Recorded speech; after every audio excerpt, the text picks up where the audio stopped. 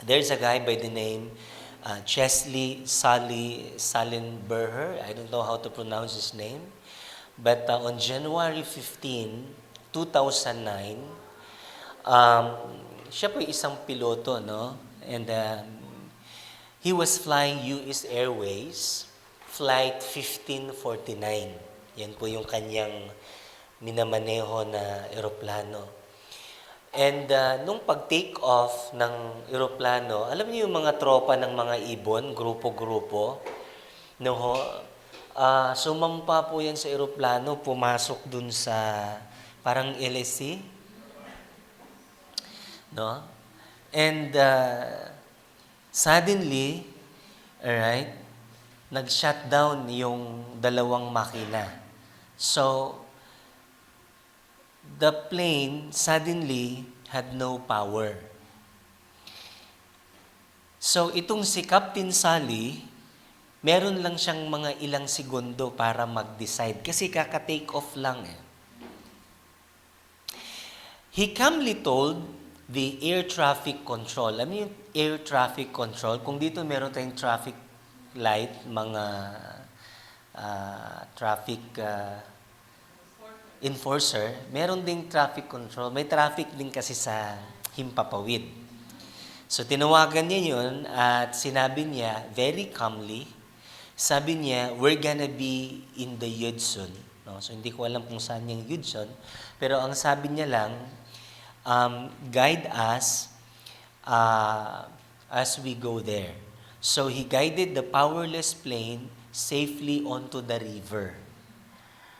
Now, alam niyo po ba kung gaano kadami yung may sakay ng eroplano na yan? 155. At salamat sa Panginoon, all of those people survived. Wala pong namatay. So, naglanding siya sa tubig. Now, doon sa interview, samot-sari po yung mga reaksyon ng mga tao. So, nung sila po'y tinanong, hindi ba kayo nagpanic? No? In fact, sabi nila, we have all the reason to panic. However, they had something that made a difference. No? Ang sabi daw nila, because of his calm voice. Yung kanyang kalmadong boses ba? No, so nag-anunsyo siya habang kinakausap niya yung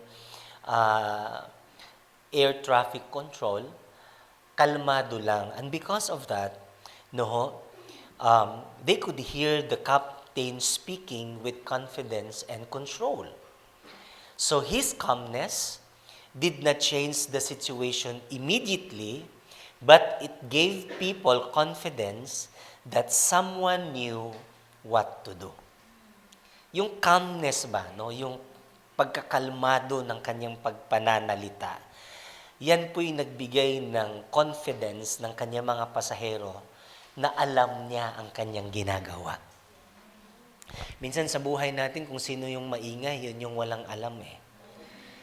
Wala kasing laman, kaya maingay eh. Sabi mo sa katabi, buti na lang tahimik ka. Biglang tumahimik yung katabi mo. Alright? So, that story, alright, helps us understand what happened on the Sea of Galilee. Noon pong si Jesus naglayag kasama ang kanyang mga disciples, meron pong malakas na bagyo na humambalo sa kanila at si Jesus po ay tumindig at kalmadong nagsalita. Ang sabi niya, bagyo, manatili at tumahimik ka. Alright? So, yan po ang ating pag-uusapan ngayon. So, I want you to open your Bible in Mark chapter 4, verse 35, down to 41. Bago po ako magpatuloy, gusto ko lamang po i-welcome yun pong mga bisita po natin ngayon. If you can notice, no, mga bagong mukha on the left, on the right, pwede po natin silang kawayan at sabihin po natin, you are very much welcome. We love you with the love of the Lord. Ayan. Meron kaming mga invited kagabi, mukhang hindi sila nakarating ngayon, dahil sa masungit na panahon. But last night, sabi nila, they will try nila, pero ang gusto talaga nila is next week. Right? So, and also next week, meron po tayong powerful na speaker. Huwag po kayong mawala. Sabi mo sa katabi, huwag kang mawala. Amen. Hallelujah. Purihin ang Panginoon. Alright. So, in Mark chapter 4, verse 35 to 41, bigyan ko lamang po ito ng context. Right? Itong chapter 4, ito po yung mga nasa early stage ng ministry ng ating Panginoon. However, kasama na niya araw-araw yung kanyang mga disciple. At one day, sinama niya yung kanyang mga disciple, nag-ministry sila. Sabi natin lahat, ministry. Ang salita pong ministry ay hango sa salitang serve. Kaya kapag ikaw po ay part ng isang ministry, in other words, you are there to serve. Amen. Amen, amen. So, salamat na lang dahil dito sa ating church, marami tayong mga ministries. Meron tayong children's ministry, meron tayong iba't ibang ministry, music ministry, nagsiserve sila sa atin through music so that we can have a better experience in our worship with the Lord. And also, we have our housekeeping ministry, no? Nandito sila kanina, sila yung nag-ayos dyan. Palakpakan po natin yung ating housekeeping ministry. Alright?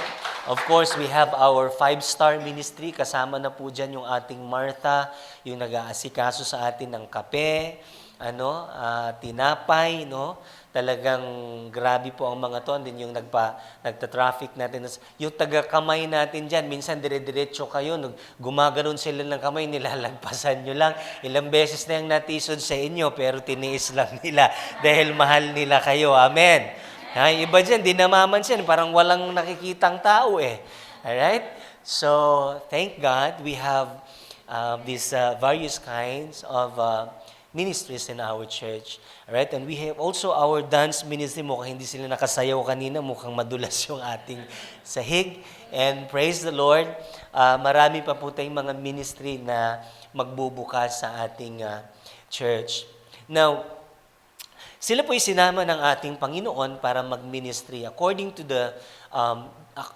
the scripture, sila daw po ay sumama kay Jesus. Si Jesus, buong araw nagturo.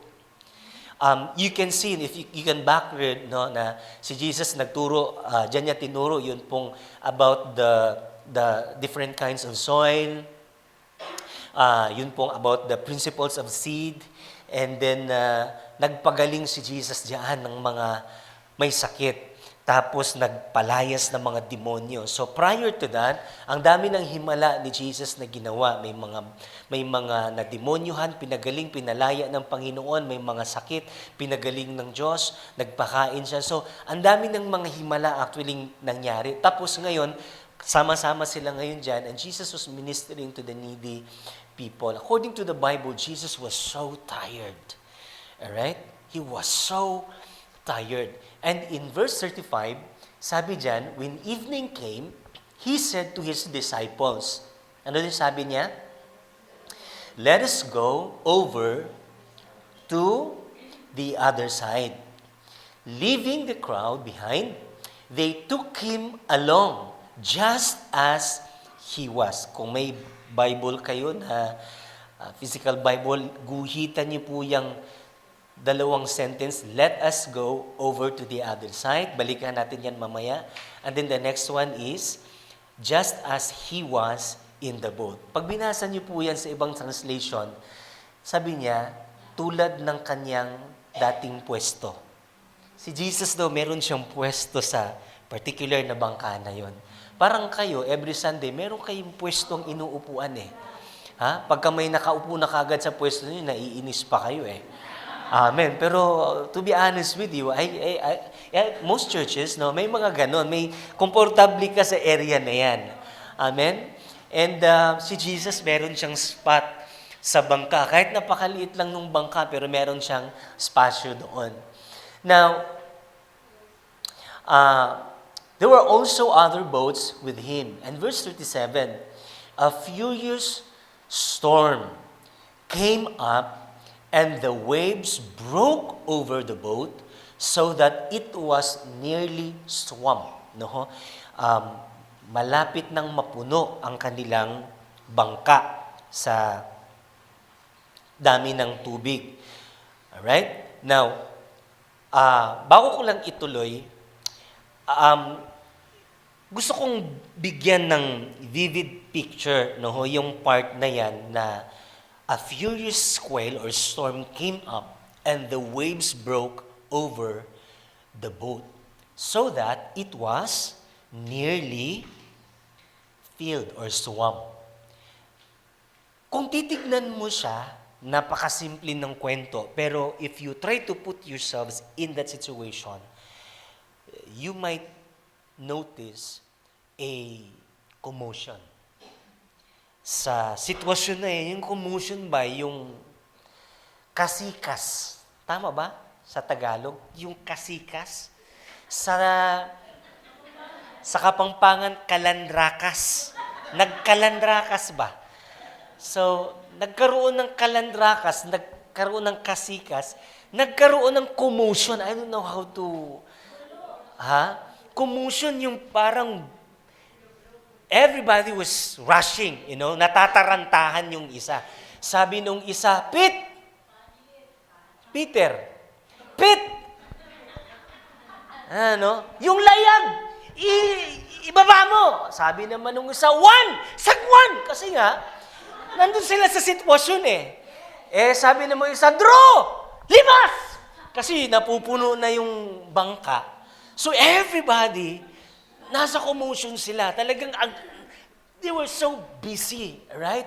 And then, you can imagine, ang lakas ng bagyo. If you research, talagang totoo na sa actually, it's not a sea, it's a lake. Ngayon, sa sobrang laki ng lake, tinawag na nilang sea kasi umaalon din And then merong portion, may part diyan sa lake na yan, na kapag bumaba na yung malamig na hangin, meron sa explanation but I can't explain to you, but it's like a wind at saka yung malamig at saka yung mainit na hangin nagsama-sama it forms a furious storm. So, alam ng mga fisherman ito na yung area na yan delikado. To the point na kahit sila fisherman, nagkakaroon pa rin sila ng takot. Makikita natin na marami nang nadisgrasya sa lugar na yan. And everybody was afraid. Kaya nung humambalo sa kanila yung storm, hindi sila patumpik-tumpik, talagang nagkaroon ng commotion. Tulong-tulong sila and they tried hard, everything they could, just to para kaharap nila or ma-handle nila yun pong situation. So, tulong-tulong po sila. And now, in that situation, could you imagine, ang lakas na hampas na. Tapos ang bangka kasi, kayong mga nakakapunta sa Subic, kami minsan nag-ride kami ng island hopping kami sa Subic. Yung bangka nila na kaya lang magpasahero ng 12 hanggang 20, hindi naman kalakihan yun Alright? So, you can imagine kung gaano kaliit lang yung kanilang bangka. 13 sila, pang 13 si Jesus, tapos inoccupy pa ni Jesus yung isang pwesto para matulog. Tapos, maliit lang yung bangka kung titignan mo. Hindi siya katulad ng ini-imagine nyo, ang laki-laki talaga. And then, you can see the shaking of the boat, hambalos ng bangka. Just to give you a picture, tapos yung talsik ng mga tubig. Well, do you think na si Jesus hindi siya nababasa habang ginaganon sila para silang laundry na iniikot-ikot sila ng yung mga damit, iniikot-ikot ng makina, di ba? Ng washing machine. So, do you think hindi nabasa si Jesus? And at first, nung tinignan ko po, hindi kaya nagtulog-tulugan lang si Jesus dito? Well, you might say, baka talaga namang nagtulog-tulugan lang at pinagmatyagan niya lang yung mga design. Pwede nating isipin ng ganon, pero pwede ring hindi. Now, the reason why, kaya I should say na talagang legit na si Jesus ay tulog sapagkat buong araw siyang nagmi-ministry. Now, you have no idea kung gaano ka pagod yung magpalayas ng demonyo. You have no idea. When I was in Mindanao, mentoring churches and pastors, laging sa aming encounter, lagi kaming nagpapalayas ng demonyo doon. Talagang very active yung mga demonic spirits doon. So laging may mga ganun. Lalong-lalo na sa yung area na merong yung topic namin na deliverance, talagang you can really feel yun pong manifestations ng mga demonic forces. So very tiresome. Did you lang alam yan? Now, ako bilang pastor, you have no idea kung gaano ka challenging yung mag-ready ng word at saka yung mag-preach. Right? So, right after the service, kung pwede lang sana magpahinga. Because it's very tiresome. Now, isang sermon lang po yan. No po, imagine Jesus ministering the whole day. At nung magtakip silim, sobrang pagod na Jesus. So I should say na hindi siya nagpanggap. Legit na talagang pagod na pagod si Jesus. Can you remember yung bata-bata pa kayo? Tayong mga medyo nasa mga 20s, di ba? Tayong mga nasa 20s. Di ba yung mga panahon na wala pang mga gadget? Di ba yung laro natin talagang pisikalan, akyatan ng bundok, akyatan ng punong kahoy. Di ba? Tapos nung matulog tayo, hindi natin alam, pagising na mga basang-basa na, ihi na pala tayo sa higaan eh. Basang-basa ka na, hindi mo pa nahalata. Sa sobrang pagod kasi. So, pwede kong sabihin na yes, legit si Jesus talagang pagod na pagod to the point na basang-basa na siya, natatalsikan na siya ng tubig dagat at tubig ulan. Talagang pagod pa din. So, makikita po natin yung kanilang kaguluhan. Now, if you're one of the disciples, and then you know that one of your passenger somehow has something to do with your situation, tapos nagtulog-tulugan lang or natutulog lang, what would you feel? You see, kakagaling nyo lang, you've witnessed the miracles that He had just done. The blind have recovered their sight. Yung mga polio nakalakad. Alright? Yung mga may sakit nagsipaggalingan. Nasaksihan nyo yung kanyang kapangyarihan. And in that sailing, alright, sa paglalayag ninyo, all of you know that you have someone with you who can do something about your situation. However, natutulog lang. How would you feel? And I'm telling you because I've been in ministry for a long time. And hindi pa man ako nagpastor, yung mama ko talagang very masigasig sila sa paglilingkod sa Panginoon. At sa aming paglilingkod sa Panginoon, samot-saring bagyo ang aming kinaharap.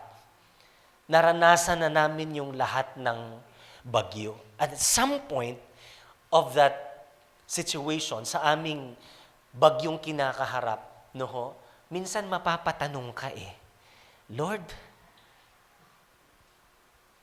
don't you care? That's the story, right?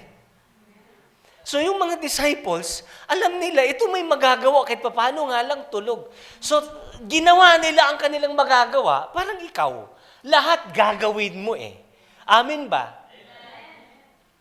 Yung iba nahihiyang kalabitin si Jesus Well, I wonder, bakit na gawa ni Gary V yung kantang Natutulog ba ang Diyos? Perhaps, It's possible na yung tao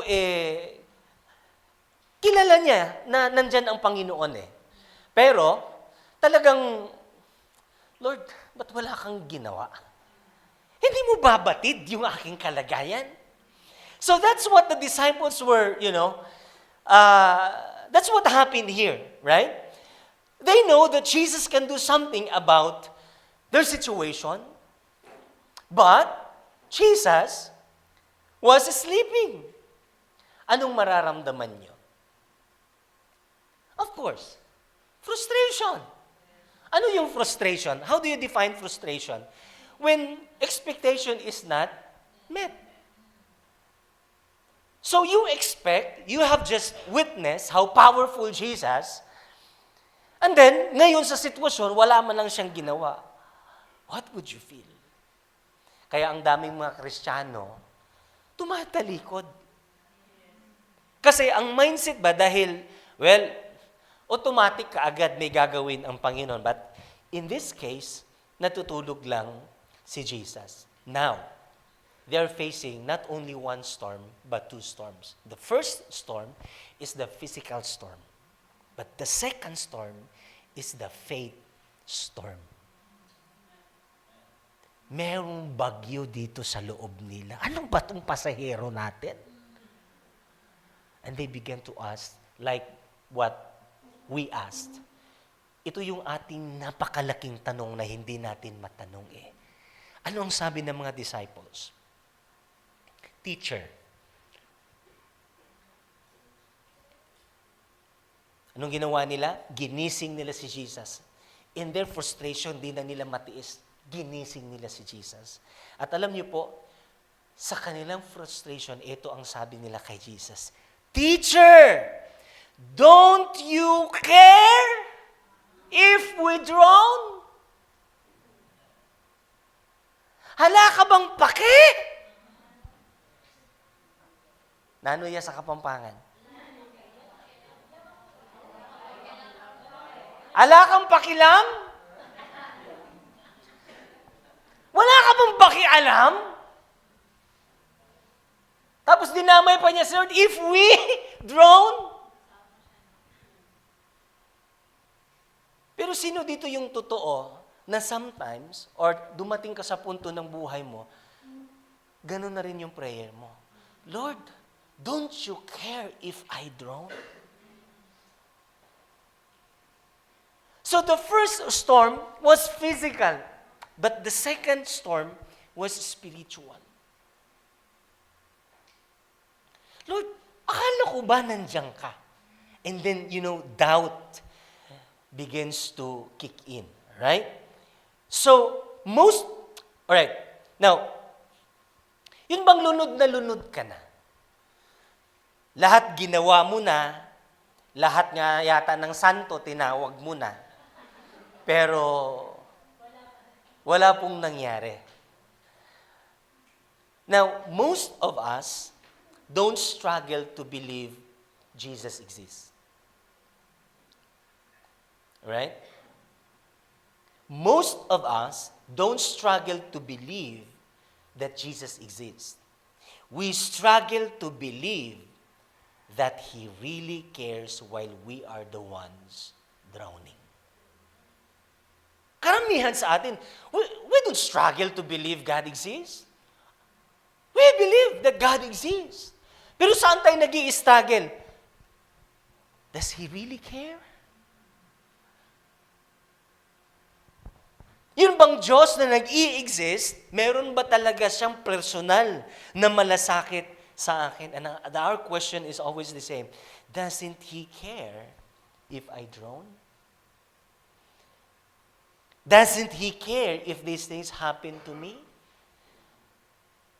Doesn't He care? Ang dami nating kwan. Doesn't He care if my business got bankrupt? Doesn't He care if, mawalan ako ng trabaho? Doesn't He care kung mangyari ito sa akin? And all these things? That's our silent questions. Don't you care if we drown? Nakita niyo ba yung tension? They don't struggle to exist that Jesus is with them. That God exists. The struggle is, ito bang Diyos na nag-exist, meron ba talaga itong personal na malasakit sa akin? Kaya ang daming nagtatanong, Lord, kung nandiyan ka, bakit mo hinayaan sa akin to? Akala ko ba kapag kasama ka namin, wala kaming dapat ipapangamba? Bakit ito malulunod na kami? Don't you care?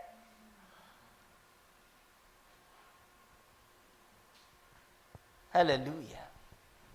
Pero si Jesus ba talaga? Does Jesus really care? Does God really care? Come on! Meron ba talagang malasakit ang Diyos? And of course, the answer is yes. In fact, pag binasa po natin, anong ginawa ng ating Panginoon? The moment they awakened Him, He got up, He rebuked the wind, and calmed the storm. Woo! Hallelujah! He cares! Amen! Tapikin mo daw yung katabi mo, He cares about you. Jesus cares. May malasakit ang Diyos sa kinakaharap mong bagyo ngayon. Katulad ng bagyo natin kinakaharap ngayon, Jesus cares. God cares. Amen? At meron ka pang bagyo na kinakaharap ngayon, higit pa sa physical na bagyo na ito. And sometimes, dumating ka sa punto, does He really care? Yes, He is. God cares about us. He is in our boat. And He cares about us. Amen. He got up, He rebuked the wind and said, "Quiet, be still." Then the wind died down and it was completely calm. Jesus cares. At gusto kong sabihin sa inyo ngayon, walang bagyong kinakaharap mo na hindi mo mapagtatagumpayan. Amen. Amen? Hindi masamang gawin mo ang lahat ng magagawa mo, but at the end of the day, lahat ng yan ay hindi sapat. Patunay lang na kailangan natin ang Diyos sa bawat bagyo ng ating mga buhay. Amen? At paminsan-minsan, hinahayaan tayo ng Diyos na maranasan natin mga yon upang makilala natin, upang kilalanin natin na hindi natin kaya harapin ang mga ito sa sarili nating lakas. Kailangan natin ang ating Panginoon. Amen? Jesus is the great storm stiller. He stills the storm. He quieted the waves because He cares about His people. Amen. Hindi ka lang mahal ng Panginoon, may malasakit ang Diyos sa buhay mo. Palakpakan nga po natin ang Panginoon. Now, why would Jesus care enough to get up, rebuke the storm, and calm it? There must be a reason. Why would Jesus, why would God care enough to get up, rebuke the storm, and calm it? Ano kayang nakikita niyong dahilan? There must be a reason. When you read the scriptures, bago si Jesus magpagaling ng may mga sakit, ang lagi sinasabi, and Jesus had compassion. That's the reason why. And after that, sunod-sunod na yung himala. So, bawat galaw ng ating Panginoon, laging merong dahilan. Now the question is, why would Jesus care enough to get up, rebuke, and calm the storm? Ano sa tingin niyo yung nag-udyok sa Kanya para gawin ito sa Kanyang mga disciples? So, earlier, sabi ko sa inyo, guhitan niyo yung mga statements na babasahin natin. I want you to go back on verse 35. Ano ang sabi dyan? Let us go over to the other side. My friend, why would Jesus care enough to get up, rebuke the storm, and calm it? Number one, because they said yes to His invitation.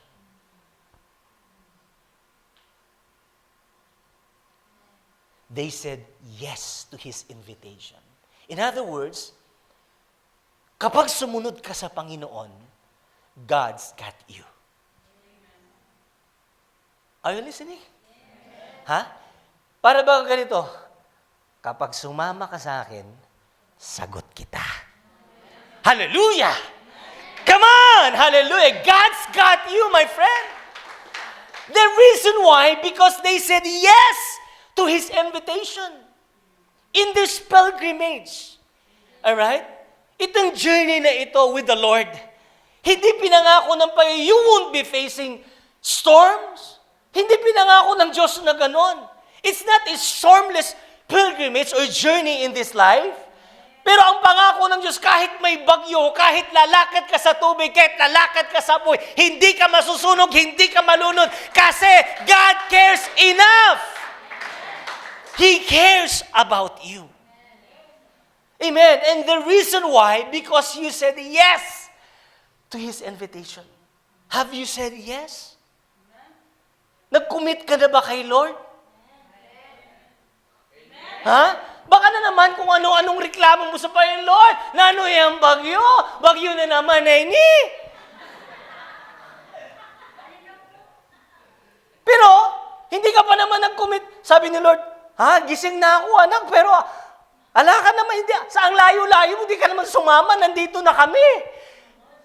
Patawid na kami ng lawa. Ikaw, anong nangyari sa'yo? Come on, guys. I think that's the reason why you are making Him obliged to perform because you say so. You say, yes, Lord, I will. I will journey with you. I will walk, I will sail with you. Are you sailing with the Lord? Kasi pag binasa natin kanina, there were some other boats. Kaninong bangka ka ba? Nakikisakay. Because I'm telling you, different boats facing the same storm. But not all boats have Jesus. Are you sailing with Jesus? Or are you sailing by yourself? Kasi sa totoo lang, kung ikaw lang naglalayag sarili mo, sabi mo, myself, yung layag, baba, sagwan, ikaw lang mag-isa.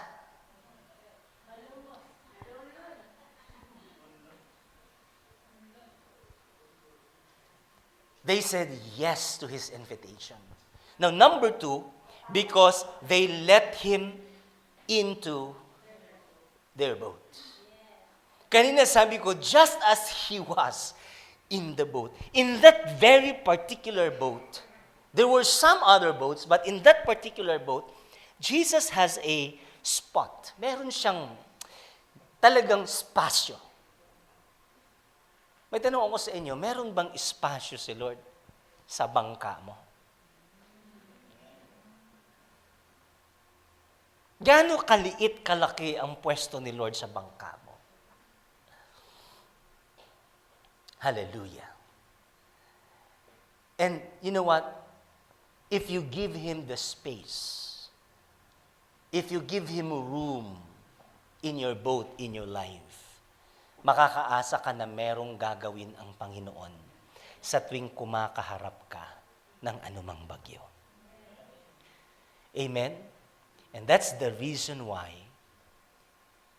He cared enough to get up, rebuke the storm, and calm it. Now, for me,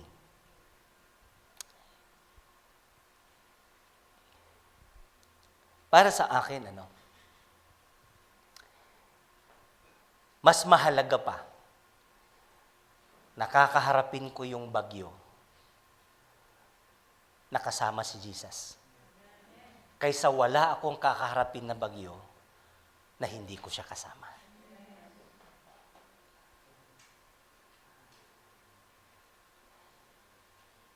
Why Christ's presence in the boat matters more than the absence of the storm. Kasi masasyak ka sa buhay Kristiyano eh. Minsan sabi pa nga nung isa alam mo pastor kung kailan ako tumodo kay Lord, tumodo din yung bagyo. Parang malas. Tama ba itong pinasok ko, pastor? Abay, sa totoo lang, babagyuhin ka eh. And you have the option. Whether you sail alone in the absence of storm, without Jesus, or you sail with Jesus through the storm. So, sino dito yung katulad ng mga disciple, agree ka, di baling may bagyo, basta't kasama si Jesus? Amen? Yan yung pinakamainam. Amen. Yung bang mga kataga ng mga nagmamahalan, di baling saging, basta labing. Hallelujah.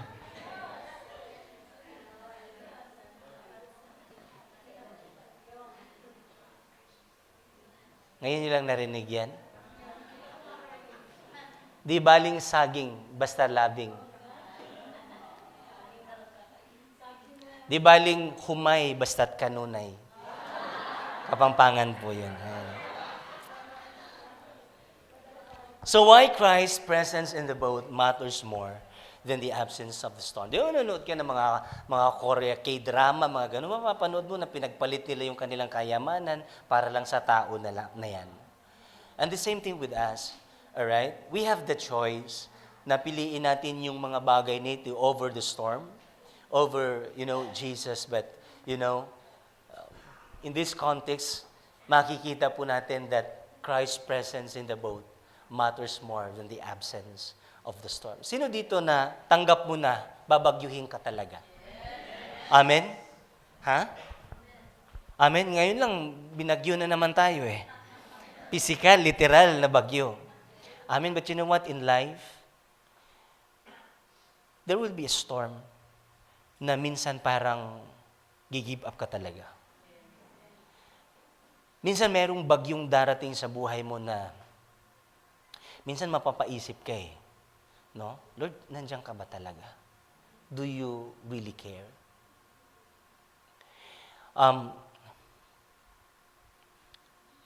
Medyo nakakahiyang sabihin, pero alam niyo po na ako minsan tinanong ko, just lately, ano pa naman ako eh, 24 pa naman ako eh. Sabi ko, just lately, sabi ko, pwede kaya akong mag-abroad kahit 5 years lang?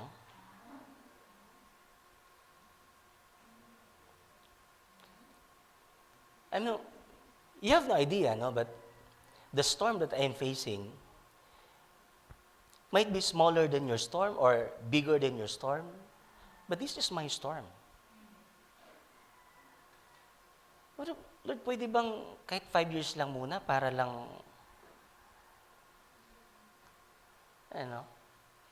So, minsan mapapaisip ka eh. And, marahil, dito sa kwartong ito, tayo lang ang nakarating. Ito'y para sa ating lahat ang mensahe. At sa anumang kinakaharap mo ngayong bagyo, wala na pong mas mahalaga pa, kasama mo ang Panginoon. Amen? At the end of the day, masasabi mo pa rin, Lord, di baling susugurin ko yung bagyong ito kung kasama naman kita. Amen?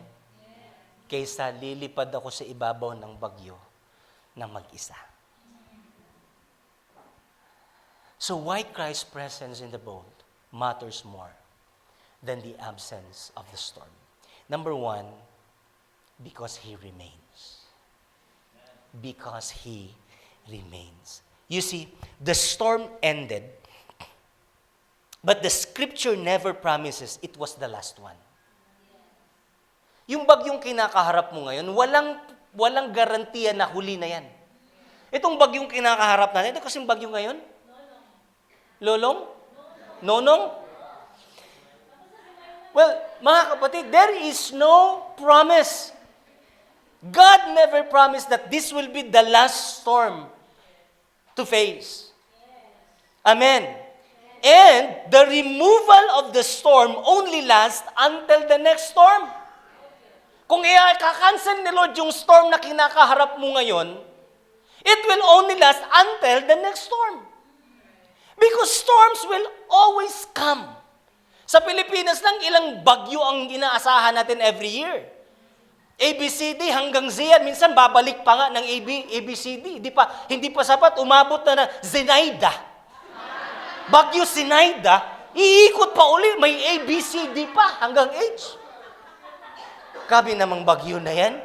Kakulit, ne? So there is no guarantee that this will be your last storm. That is why Christ's presence in the boat matters more than the absence of the storm. Because throughout the storms, Jesus remains with you in your boat. Amen. Number 2, He reshapes. Why I like Jesus to be in my boat, regardless of the storms I am facing. Because Jesus reshapes my perspective. And He did reshape the perspective of His disciples. Look at verse 41. Ano ang sabi ng kanyang mga disciples? Anong klaseng nilalang ita? Who is this? Sabi niya, ngayon lang tayo nakakita ng taong ganito. Biruin mo, mga kapatid, ang lakas ng bagyo, biglang tumindig si Jesus. Sabi niya ngayon sa alon, sa bagyo, at saka sa malakas na hangin, sabi niya,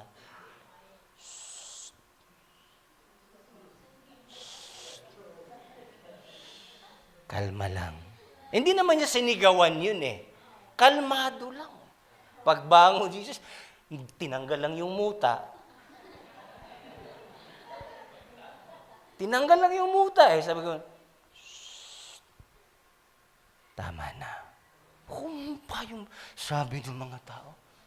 Pare, tindi naman ito. Anong klaseng nilang to? Kahit yung ulan, bagyo, hangin, alon, nakikinig sa kanya.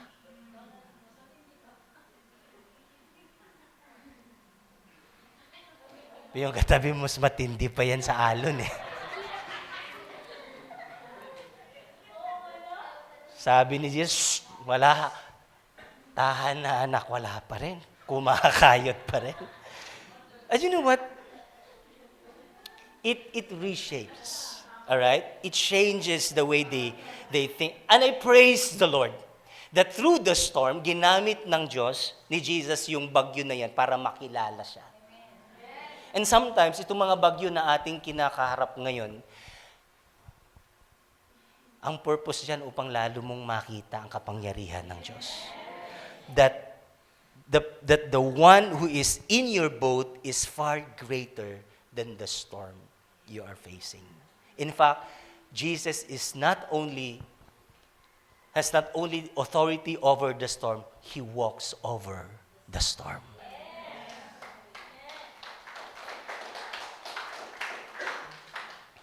Amen. And the reason why His presence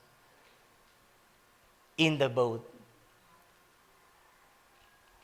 is better than the absence of the storm, because He reshapes our perspective.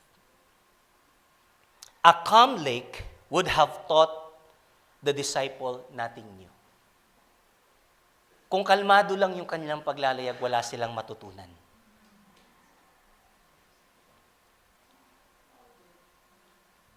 But surviving the storm with Jesus in the boat reshape how they saw Him. Removal fixes a moment. Presence reshapes a person. Amen? Hallelujah. Finally, He reveals. He reveals. Why are you so afraid? Ito yung binabanggit ko sa kanina, na merong dalawang klaseng bagyo. Bagyo sa labas, meron ding bagyo dito sa kanilang puso. Jesus didn't just silence the wind, He also revealed the fear underneath. Merong unos ng takot, may bagyo ng takot dito sa kanilang mga puso. Removing the storm calms your circumstances, but His presence reveals that only He can come. Amen. And that is why the presence of Jesus in our boat matters more than the absence of the storm. Gusto ko po kayong ibalik sa punto kanina. Would you be confident to face upcoming storms in life? Confident ka ba na anumang bagyong kinakaharap mo sa paparating ay matatagumpayan mo? Yes, mapagtagumpayan mo if you say yes to Jesus' invitation. Amen? Have you said yes to Jesus' invitation? Amen? And if you always spare a spot for Jesus in your boat. Ano yung boat na pinag-uusapan? It could be your life. The boat could be your world. And if Jesus has a space in your world, in your life, in your family, in your career, in your business, in your schools, in your endeavors, kung si Jesus merong puwang sa iyong buhay, makakaasa ka na merong gagawin ang Diyos sa gitna ng unos. Lalong-lalo na kung tumugon ka sa imbitasyon ng ating Panginoon. Yes, Lord, I will follow you. Amen? Tayo pong lahat ay tumayo. Hallelujah. Hallelujah. Jesus cares. Amen? He cares so much. Hallelujah. Maybe you are first time in this church and you are wondering, Pastor, ang dami kong kinakaharap ngayon na problema sa aking buhay. Kapatid, walang bagay na hindi mo kakayanin kung kasama mo si Lord. And you know, this morning, His invitation is still open. Anong sabi ni Jesus? I want you to go with me on the other side. I want you to sail with me on the other side of your life. Nais ng Panginoon, itawid ka niya. Anak, yung buhay na yan, tama na. Merong mas magandang buhay na nag-aantay sa iyo on the other side. Jesus is still in that invitation. Open invitation. And if you think it's about time na tumawid sa kabila, alright? This is your time. Amen? This is your time. And in this life, given na merong invitasyon ng ating Panginoon, walang pangako ang Diyos na yung ating paglalayag ay isang stormless sailing. Wala pong ganun. Pero makakaasa ka, gaano man kasama, gaano man kabagsik, gaano man kasungit yung bagyong kinakaharap natin. Kasama mo ang Diyos. Amen? Yes. Nung sinabi ng mga disciples, don't you care if we drown? Don't you care if I drown? May malasakit ang ating Panginoon. At ayaw na ayaw pahintulutan ng ating Diyos na malulunod ka. Amen? Sabihin mo sa katabi mo, hindi papayag si Lord na malunod ka. Amen! Hallelujah. The only thing you need to do is, number one, will you say yes to His invitation? Amen? May invitation si Lord. Will you come with me? Will you sail with me? There will be storms, pero kasama niyo ko. Walang bagyo na hindi natin kayang pagtagumpayan. Amen? Pangalawa, give Him a room in your life. Amen? Sino ngayong umaga, bubuksan mo ang iyong puso at sasabihin mo, Lord, you have the spot in my life. Be my Lord and my Savior. And I'm willing to come with you wherever you go. Now, if you are that person, I want you to join me in this very simple prayer.